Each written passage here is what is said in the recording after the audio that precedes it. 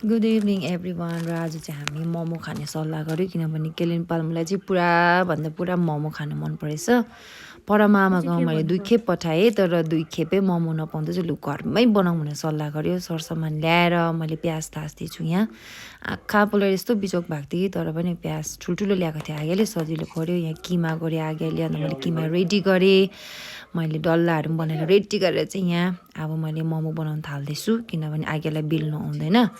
so मैले बेल्दै मोमो पनि बनाउँदैछु आगे साइडमा अचार बनाउँदैछ अरू काम पनि भइरहेको थियो बुढाबुढी छिटो छिटो थाकिरहेको थियो दुईजना आगे पनि ट्रेनिङ